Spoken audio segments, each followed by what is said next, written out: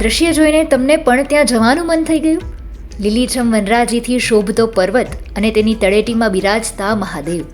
આ કુદરતી સૌંદર્ય નિહાળીને ત્યાંથી હટવાનું મન ન થાય. આ સ્થળ છે ઓસમ ડુંગર.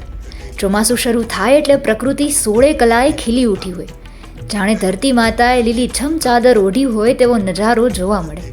આ નજારો જોવા આમ તો લોકો દૂર દૂરથી આવતા હોય છે. ઓસમ ડુંગર રાજકોટથી 110 કિલોમીટર દૂર આવેલું છે. ડુંગરાળ વિસ્તાર, ખડખડ કરતા વહેતા ઝરણાઓ, જંગલ અને કુદરતનો અનોખો શણગાર જોવા મળે. એમાં પણ તળેટીમાં બિરાજતા દેવોના દેવ મહાદેવના દર્શન કરવું એ પણ એક અભૂતપૂર્વ લાભ છે.